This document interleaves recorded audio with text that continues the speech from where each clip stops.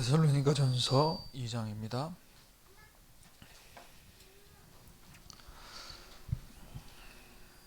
이 장 전체 본문이지만 우리 9절에서 13절까지만 같이 합독하겠습니다. 제가 가진 성경 신약 성경 330페이지입니다. 9절에서 13절까지 같이 합독합니다. 형제들아, 우리의 수고와 애쓴 것을 너희가 기억하리니 너희 아무에게도 폐를 끼치지 아니하고 밤낮으로 일하면서 너희에게 하나님의 복음을 전하였노라. 우리가 너희 믿는 자들을 향하여 어떻게 거룩하고 옳고 흠 없이 행하였는지에 대하여 너희가 증인이요 하나님도 그러하시도다. 너희도 아는 바와 같이 우리가 너희 각 사람에게 아버지가 자기 자녀에게 하듯 권면하고 위로하고 경계하노니 이는 너희를 부르사 자기 나라와 영광에 이르게 하시는 하나님께 합당히 행하게 하려 함이라. 이러므로 우리가 하나님께 끊임없이 감사함은 너희가 우리에게 들은 바 하나님의 말씀을 받을 때 사람의 말로 받지 아니하고 하나님의 말씀으로 받음이니 진실로 그러하도다. 이 말씀이 또한 너희 믿는 자 가운데서 역사하느니라. 아멘.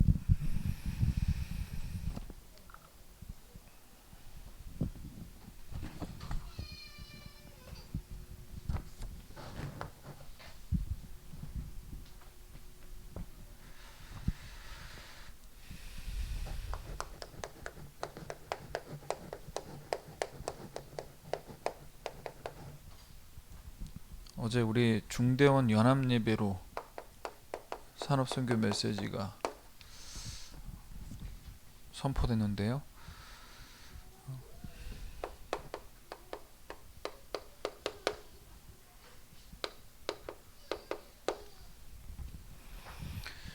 교회 안에서 중요한 사람으로, 그러면서도 또 힘든 이 사역들을 할 수밖에 없는 이 위치에 있는 분들이 중직자분들입니다. 그래서 정말 영적인 힘을 얻지 못하면 안 되는 상황.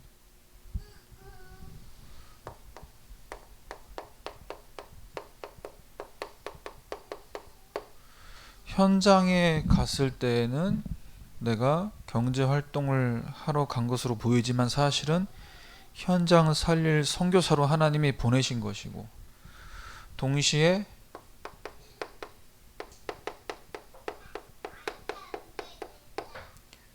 교회 살리는 자로 하나님이 우리를 부르셨습니다.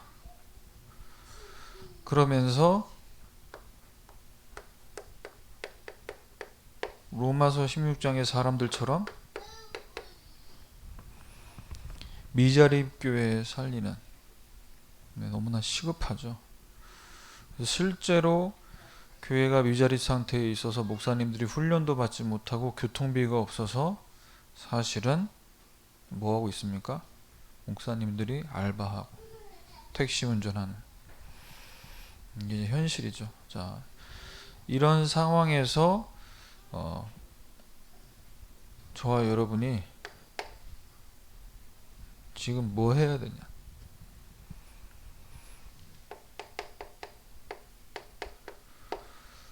오늘부터 이제 중대원 개강하는데요.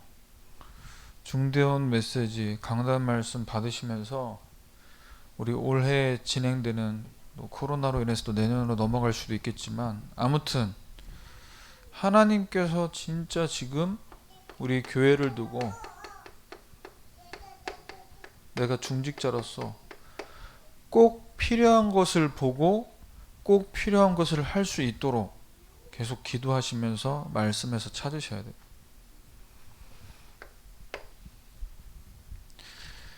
여러분 육아하시면서 또 교회에서 또 이런 직분 맡아서 감당하실 때 여러분이 다 할 수 없잖아요. 다 할 수 없는데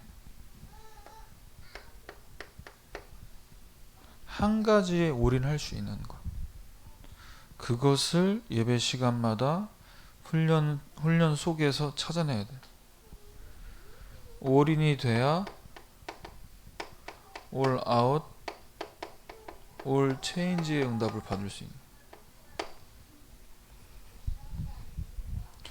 하나님이 우리에게 주신 말씀, 그 메시지, 나에게 진짜 하나님이 꼭 필요로 하시는 그것을 붙잡고 자녀를 양육하고 여러분이 살림을 해나갔을 때 거기에서 오는 힘을 갖고 현장의 모든 사람을 살리는 올아웃의 응답.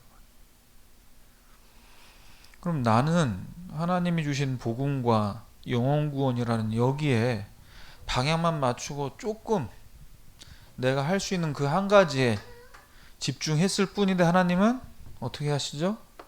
여러분 지역과 여러분 가정의 경제에 올 체인지의 응답을 하나님은 시간표에 따라 응답을 주신다.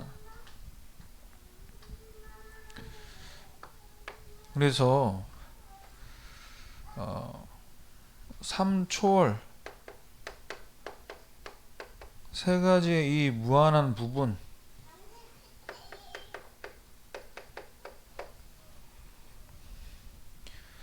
세 가지의 이 무한한 어마어마한 축복이 어디서부터 시작되겠습니까? 우리에게 주신 138의 언약. 자, 이 세 가지의 무한대의 축복, 무한한 능력이 어디서 옵니까? 성삼위 하나님의 역사 속에. 그 하나님이 위드 임마누엘 원네스라는 그 축복이 우리에게 주신 무한한 능력인 줄 믿습니다. 자, 여기서 이 응답을 계속 받아갈 때 보좌 237 시공간 초월이라는 응답을 비대면 상황에서도 누릴 수 있게 되는 거예요. 그래서 하나님, 내가 우리 교회에서 우리 태영아부에서 전무후무한 응답을 받는 사람 될 수 있도록, 라합처럼 기생의 직업을 갖고 있었지만요, 가장 낮은 곳에서 뭐 한 겁니까?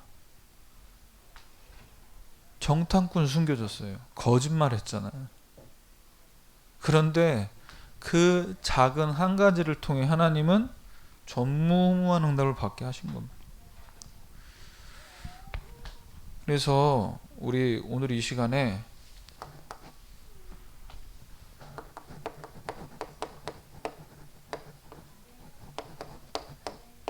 이 데살로니가 현장에서 일어났던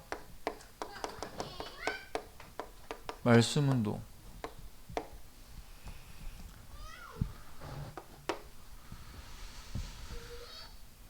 하나님은 지금도 우리에게 말씀을 주실 때 지나가는 말씀, 사실 우리가 지난주에 이 강단 말씀을 받고 일주일을 인도받았잖아요.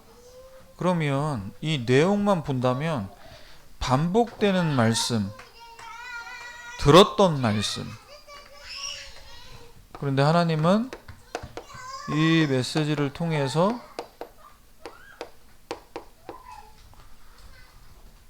정확한 이 복음의 언약을 우리 엄마들이 붙잡고 자녀들과 남편들과 이 언약을 포럼하고 나누길 원하시는 거예요. 무슨 얘기냐? 오늘 붙잡은 말씀 이야기해봐.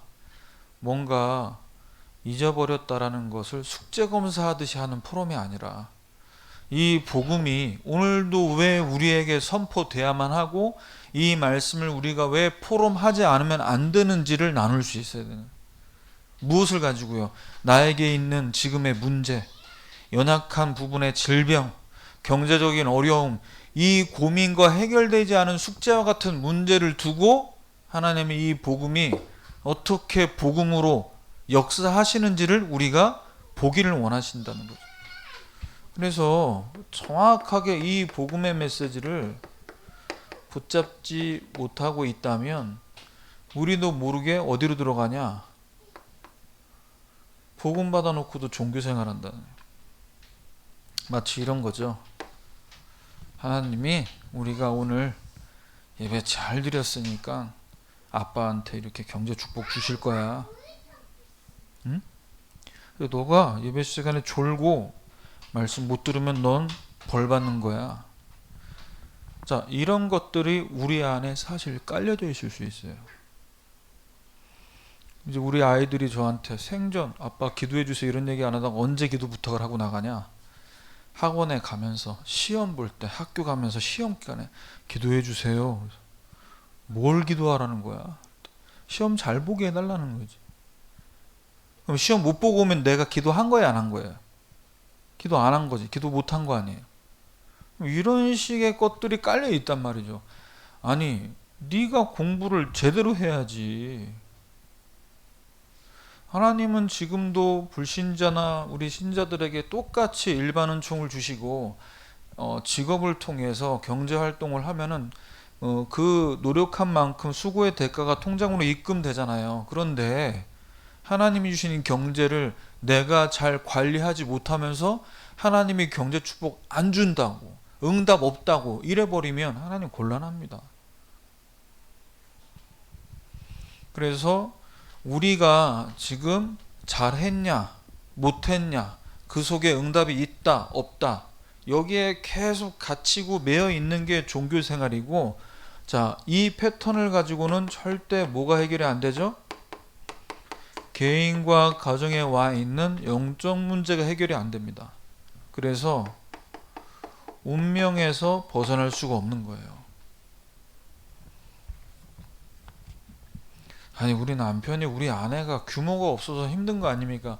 규모 맞는데 저축하고 절약해야 되는 걸 모르는 사람이 어디 있어요? 그런데 눈에 보이면 먹고 싶고 사고 싶고 쓰고 싶잖아요.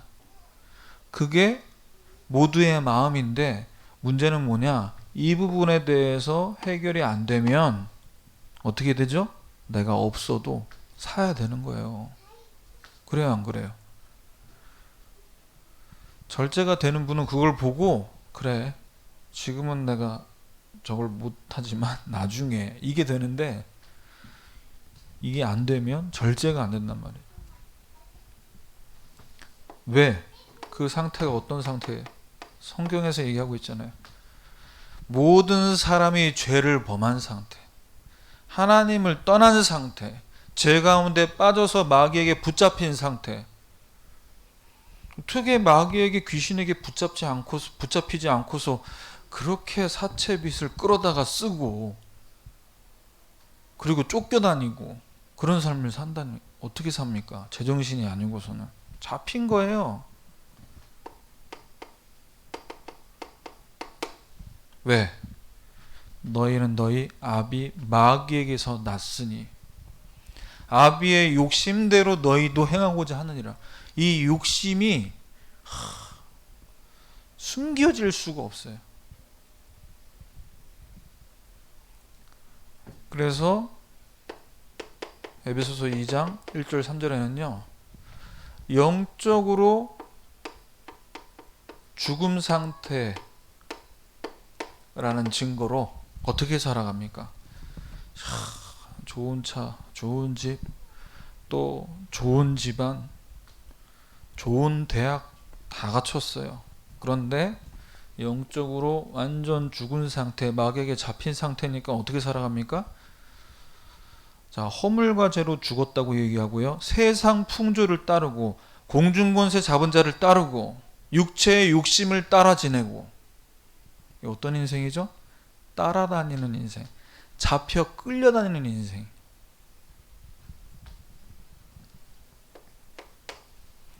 그래서 하나님께서는 지금도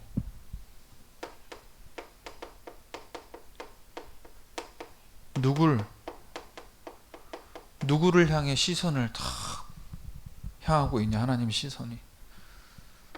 이런 상태에서 사람의 노력과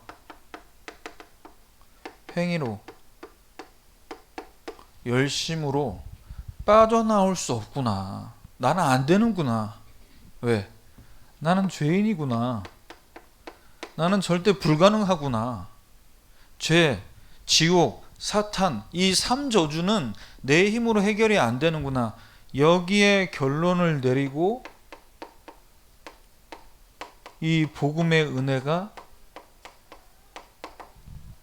나에게 임하기를 기대하고 기다리는 이 은혜 받을 자를 하나님이 지금 다 보고 계신다니까.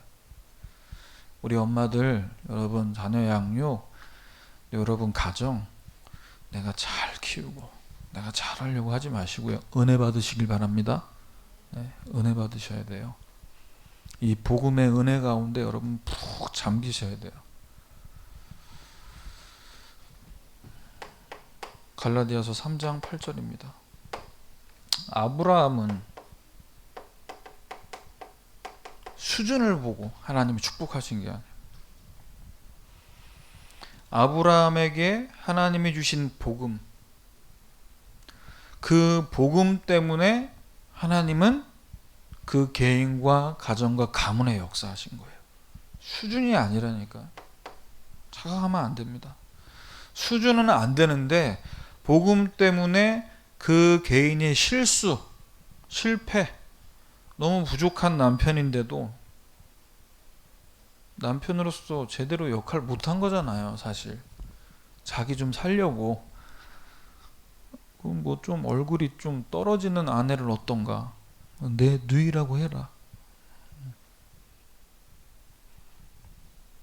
이런 수준인데 하나님이 역사하신 거예요.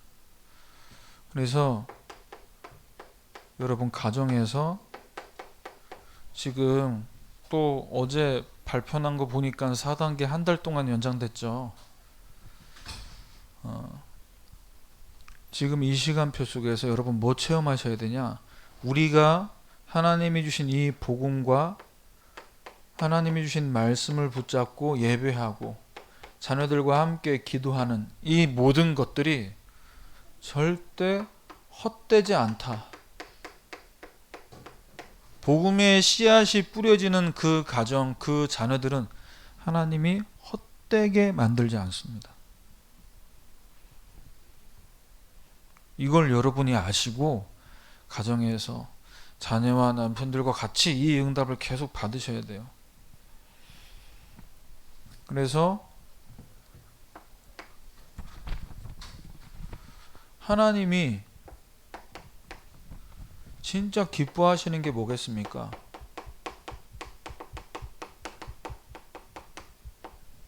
코로나로 인해서 지금 이제 2년 동안 우리가 이렇게 비대면 온라인 오프라인을 계속 왔다 갔다 하는 것 속에 하나님이 진짜 기뻐하시는 건 뭐냐? 데살로니가전서 2장 4절입니다. 오직 하나님께 옳게 여기심을 입어 복음을 위탁받았으니 하나님이 우리 엄마들에게 이 복음의 말씀을 증거하라고 우리 자녀들을 우리에게 맡기셨고 이 복음의 말씀을 전하는 것이 누굴 위해서예요? 사람을 기쁘게 하는 것이 아니고 하나님을 기쁘게 하는 겁니다. 사람 쳐다보고 하면요, 우리 다락방을 한다, 가정에서 우리 예배 드린다라고 했을 때 우리 자녀 보고 남편 쳐다보고 예배하면요, 사실 예배 드리고 싶은 마음이 아직 왜 싸울 때도 있고 꼴보기 싫을 때 있잖아요. 주는 것도 없는데 내가 저 인간을 위해 기도를 해야 되냐 말아야 되냐 이런 거. 늘 서로 다 이렇게 사랑받을 말과 행동하면은 좋겠지만 사람 보면은 사실 이 복음을 누리고 같이 예배드리는 이게 지속이 안 되는데 내가 하나님을 기쁘게 해야지. 그러면 혼자서도 예배할 수 있어요. 아이들이 피곤해서 걸어 떨어지고 남편은 들어온다고 해놓고 12시가 넘어오다 안 오고 있는데 나는 하나님을 기쁘게 한다니. 여러분, 무엇이 사는 길입니까? 어떻게 해야 우리가 영적으로 살아갈 수 있겠습니까? 여러분, 하나님을 기쁘시게 하길 바랍니다. 두 번째로, 데살로니가에 일어났던 이 말씀 운동은요, 성경 공부를 해서 사람들을 많이 모았던 그런 운동이 아니었습니다. 바로 복음으로 한 사람 한 사람을 세우려는 부모와 같은 이 중심을 갖고 계속됐던 거예요. 자, 영적인 부모의 마음, 내가 나이가 좀 어리고 우리 세 가족이 좀 나보다 나이가 많아도 어쩌면 나보다 연배가 한참 먼저여도 믿음 생활 먼저 한 분이 영적인 부모예요. 그렇게 하셔야 돼요. 여러분, 우리가 교회 안에서 여러분 앞으로 계속 언약교회 섬기면서 쭉 10년 후 20년 후에도 이 교회에서 중직자로 응답 받으셔야 되는데, 여러분이 복음 누리는 만큼, 복음 속에서 하나님 주시는 편집, 설계, 디자인 되는 만큼 그 사람이 사실은 영적인 부모 역할을 해야 돼요. 그래서 우리 생각 속에 저분은 나이를 많이 드시고 신앙생활도 뭐 하신 지는 얼마 안 됐지만 그래도 저 정도면은 깨달을 만큼 됐는데, 그렇지 않아요. 믿음이라는 건 그렇게 빨리 자라는 게 아닙니다. 우리가 볼 때 우리 기준에서 저분은 훈련을 이렇게 많이 받으셨고 했지만, 믿음이라는 건 데살로니가 교회에 주셨던 응답처럼 3주 동안 복음이 얼마나 각인 뿌리 체질되었냐가 중요한 것이지, 오랫동안 몇 년째 몇 대째 그건 하나님 그렇게 중요하게 보지 않으세요. 그래서 부모와 같은 마음을 갖고 이 믿음 약한 지체들, 새 가족이나 쉽게 시험 들고 낙심되는 분들, 이분들을 자녀 사랑하는 마음으로 품어야 됩니다. 이사야 49장 15절이죠. 젖먹는 자식을 대하듯이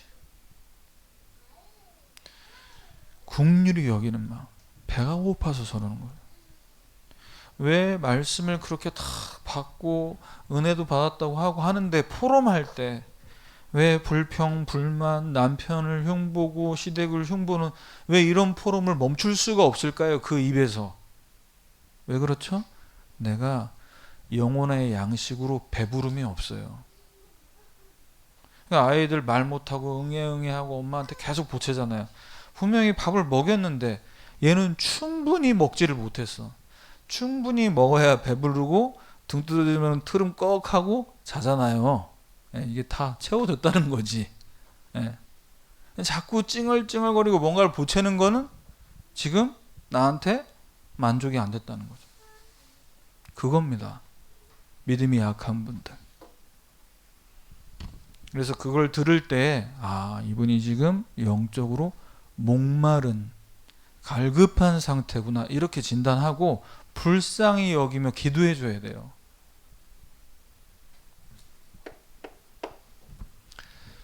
자, 그래서 교회에서나 현장에서 우리가 이 복음 누리면서 전도자로 또 교회 섬기는 직분을 감당함에 있어서 부모와 같은 중심을 갖고 어떻게 사역해야 되냐? 데살로니가전서 2장 7절 11절입니다. 유순한 자가 되어 유모가 자기 자녀를 기름처럼, 또는 자기 아버지가 자기 자녀에게 하듯 권면하고 위로하고 경계하는, 때로는 아버지처럼. 이 두 가지를 잘해야 돼. 여러분, 저는 우리 자녀들을 키우고 양육하면서 어떤 부분에 좀 이걸 하냐, 낙심되고 뭔가 포기하고 싶은, 이젠 좀 그만하고 싶다, 너무 절망 가운데 빠졌을 때 우리가 어떻게 되냐, 유모처럼 유순한 자가 되는. 유순한 자가 무슨 뜻이냐면요, 성품이 부드럽고 온순한. 그런데 이 유순한 자가 돼서 유모처럼 자기 자녀를 기르기 위해서는요, 아이들이 이제 사춘기쯤 되면요, 굉장히 이 본인이 뭔가 부모에 대한 섭섭한 마음을 다 갖고 있다가 뭔가 부모가 살짝 잘못하잖아요. 그러면 이걸 모았던 걸 막 불을 뿜으면서 쏟아낼 때가 있어요. 제가 보거든요. 우리 아이들 보면 엄마가 늦게까지 일하다가 막 빨리 들어와야 9시예요. 저희 사모님이. 이제 아빠로부터 충족 안 된 게 부분이 쌓여 있잖아. 이제 들어왔는데 뭘 부탁했는데 그걸 안 사왔어. 잊어버릴 수 있잖아요. 늦게 들어오니까 피곤하니까. 그럼 막 난리가 나는 거예요. 자, 그렇게 극도로 분노의 상태에 있을 때 이 유순한 자가 되면요, 어떻게 되냐, 상대방의 그 분노를 가라앉힐 수 있는 방법은 뭐냐면요, 정중하게 대하는 겁니다. 그 페이스에 휘말리지 않고 정중하게, 아빠가 엄마가 늦게 들어오나 잠깐 잊었다, 막 거품을 불어도 그러면요 이게 잠잠하게 가라앉는다니까. 한번 해보세요. 이게 잠언 15장 1절에 기록되어 있어요. 그 정중히 여기는 그 말로 잠재울 수 있다니까. 또는 아버지로서 권면하고 위로하고 경계한다 이렇게 나왔습니다. 자, 권면이라는 말은 가벼운 책망을 얘기하고요, 경고의 말을 얘기합니다. 하지마, 이런 수준이 아니고요, 너가 복음 가진 렘넌트이기 때문에 이런 부분의 습관을 고치지 않고 이대로 사회에 나가면 너는 어떻게 되냐, 사회에서 불신자들에게 따돌림 당한다. 리더가 돼서 리더들을 끌어가야 되는 사람이 돼야 되는데, 그렇기 때문에 복음으로 결론난 너는 서론에 어떻게 하라는 거예요? 규모를 갖추라. 습관, 좋은 습관을 갖추도록 이렇게 얘기해야 됩니다. 이 두 가지가 잘 균형을 맞춰야 돼요. 무조건 다 받아주고 무조건 잘했다고 해서 될 게 아니고, 잘못됐을 때 혼내지만 말고 이 두 가지에 잘 균형을 맞춘. 자, 부모 같은 중심을 갖고 우리가 사역을 해 나가는데, 여러분 현장에서 우리가 말씀 운동 하다 보면요, 내 생각을 벗어나서 어떻게 하면 이 사람을 복음으로 세울까, 여기에 우리가 포커스를 맞춰야 되는 거예요. 내가 메시지를 이렇게 전했는데 이분이 잘 못 알아들어요. 그러면 어떻게 해야 되죠? 이분이 기도를 안 하네, 이렇게 접근하기보다는 먼저 뭐 해야 되냐, 말씀이 들어갔냐 안 들어갔냐, 불신자가 영접했냐 안 했냐, 거기에 포커스를 두고 있을 게 아니라 뭘 봐야 되냐, 이 사람의 지금 시간표를 잘 봐야 된다니. 그러면요 이분의 수준, 이분의 상태가 내가 분석이 된다고. 그래서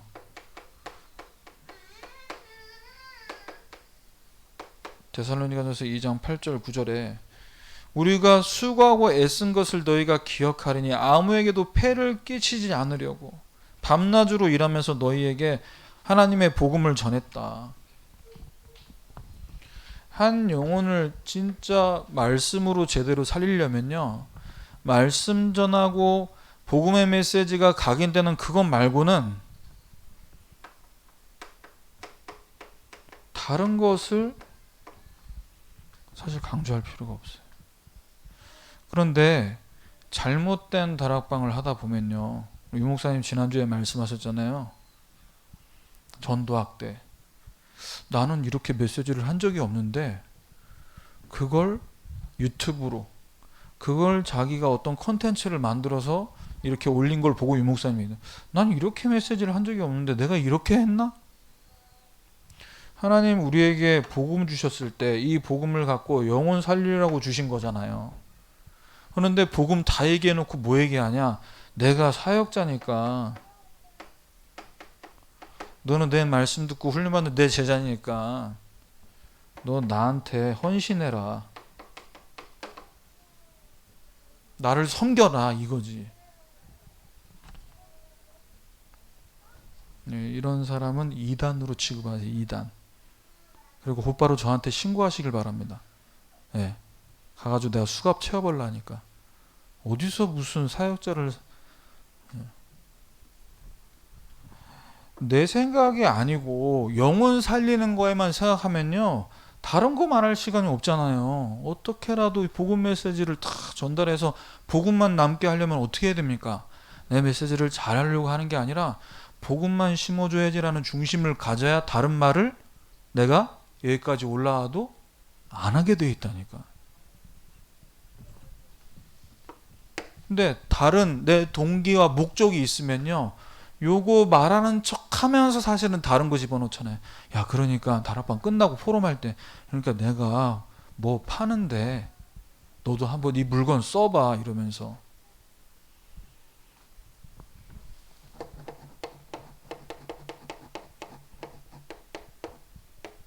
자, 하나님이 원하시는 이 말씀 운동 되려면요, 여러분이 먼저 뭐 해야 되냐? 말씀을 먼저 믿는, 말씀을 믿는 말씀 운동 돼야 돼. 그러면 말씀을 믿는다라는 건 뭡니까? 믿습니다. 진짜 믿습니다. 말로 믿는다고 되는 게 아니라 말씀이 임해야 돼요. 우리의 생각에, 우리의 마음에, 우리의 육신에, 우리의 삶에 말씀이 임해야 돼.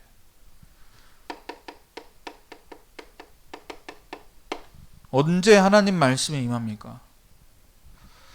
바울이 데살로니가 교회 성도들을 보고 3주밖에 사역을 안 했는데 하나님이 역사하셨어요. 넘치도록 하나님이 역사했어요. 그 비밀이 어디 있었냐? 너희가 하나님 말씀 받을 때 사람의 말로 받지 않고 하나님 말씀으로 받음이니. 오늘은 목사님이 좀 이렇게 얘기하시네. 오늘은 저 집사님이 포럼을 저렇게 얘기했네. 판단하고 분석하는 게 아니라 하나님 말씀으로 받아야 된다니까. 그래야 말씀이 임해요. 내가 말씀보다 위에서, 지난주에도 말씀드렸죠, 강단보다 내가, 내 위치가 강단보다 위에 있거나 강단과 같은 위치에 있거나 이래버리면 하나님이 역사할 수 없어요. 위에서 아래로 흘러가도록 만들어야지. 그래서 나부터 이 말씀이 하나님 말씀으로 믿어져야 돼요. 진짜 담임 목사님을 위해서, 부족한 저를 위해서 여러분들이 하나님 말씀으로 믿어도록 강단에 세우신 주의 종을 두고 기도를 얼마나 하냐에 따라서 하나님 역사가 달라진다니까요. 저는 평신도 때 그래서 제가 지난번 수예배 때도 이 얘기를 좀 목 놓아 얘기했는데, 진짜 정은주 목사님을 두고 내가 예배 전에 1시간 전에 와가지고 말씀 본 보고 기도하고 찬양하고, 그리고 내가 말씀 받으면요, 정은주 목사님이 사람으로 안 보인다니까. 하나님이 이 땅에 오셔서 지금 나한테 직접 말씀하시는 걸로 들리지 사람 모습이 보이는 게 아니에요. 정은주라는 인간이 보이는 게 아니에요. 하나님 음성이 나한테 완전히 각인된다니까요. 이건 뭐 졸리다, 예배 시간이 길다, 오늘 이상한 예화를 든다, 이런 게 하나도 없어요. 말씀에 완전 꽂혀가지고 시간 가는 줄 모르고, 말씀 노트에 적지 않아도 막 신비의 말씀이 막 꽂혀 들어와요. 막 말씀이 새겨져요. 그걸 누가 막을 수 있어요? 은혜를, 그 역사를. 그래서 예배 전에, 예배 드리러 오기 전까지 마태복음 13장 8절에 여러분 심령의 상태가 옥토밭이 되게 해야 돼요. 가시밭, 돌짝밭, 길가밭 되지 말고 30배, 60배, 100배의 결실을 달라고, 왜 이 응답 없냐고 하지 마시고요. 결실 맺을 수밖에 없어요. 씨가 뿌려지면. 그런데 그 씨가 뿌려진 땅이 옥토밭이 돼야지. 내 마음 밭은 온통 가시와 돌로 가득한데 거기에 말씀이 떨어져 보세요. 새들이 와서 쪼아먹고, 말씀이 씨앗이 뿌려지면 뿌리가 내리다가 말라 비틀어 죽어버리고, 뭔가 말씀이 떨어져서 자라는 것 같은데 가시 때문에 자라지 못하는. 그래서 하나님의 말씀으로 받고 여러분이 삶으로 인도받을 때 여러분 인생과 삶에 하나님의 말씀, 복음의 은혜가 어떻게 되죠? 넘치게 만드세요. 넘쳐서 어떻게 되는 거죠? 은혜가 넘치고 넘치면, 나에게 은혜가 넘치면 그 은혜가 흘러 우리 자녀를, 그 은혜의 메시지가 흘러서 남편을, 여러분이 알고 있는 친구들을 다 어떻게 돼요? 조금씩 스며들고 적시게 만든단 말이에요. 보좌로부터 시작된 그 물이 흘러 닿는 곳마다 새로워지는, 살아나고 회복해되고 이렇게 흘러가야 돼요. 이게 전도 운동의 중요한 흐름이에요. 나로부터 시작되는 말씀이 나에게 임해서, 그래서 삶으로 흘러 들어가게 만든. 우리 인생에 있어서 가장 값진 열매는 뭡니까? 데살로니가전서 2장 9절입니다. 우리 소망이나 기쁨이나 자랑의 면류관이 무엇이냐? 예수님이 이 땅에 오실 때 예수님 앞에 너희가 아니냐? 우리 렘넌트들, 그리고 여러분을 통해 지금 말씀으로 양육받는 그분들, 그리스도의 제자들, 이게 우리에게 값진 열매인 줄 믿습니다. 결론,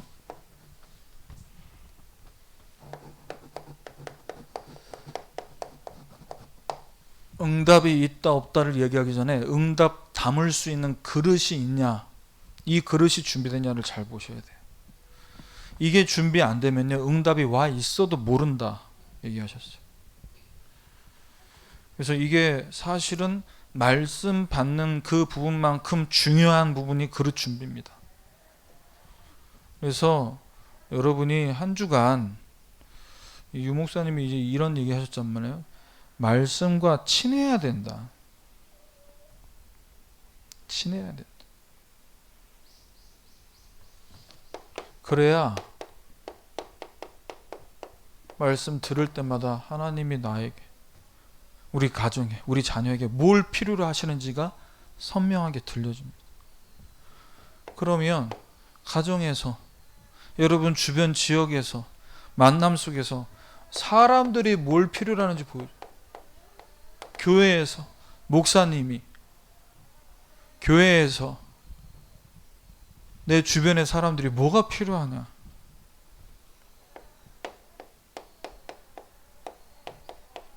그래서 여러분 큰 응답 받으시려면 큰 그릇 준비하시길 바랍니다. 큰 그릇을 준비하면요 많이 담잖아요. 많이 담잖아요.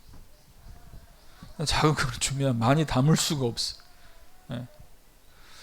그래서 여러분 이번 한 주간 데살로니가에 일어났던 말씀 운동, 여러분 가정에서, 여러분 자신부터 시작돼서 그 은혜가 넘쳐서 현장까지 흘러가는 이 응답 누리시기를 주님의 이름으로 축원합니다.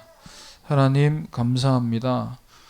말씀 운동의 시작이 나부터 되게 하셔서 사람의 말이 아니라 하나님의 말씀으로 받고, 하나님의 말씀으로 받은 그 믿음이 우리 안에 하나님의 역사로 넘치게 하셔서 현장까지 흘러가서 현장 바꾸는 전도운동의 축복 누리는 한 주간 되게 하옵소서. 예수 그리스도의 이름으로 기도합니다. 아멘.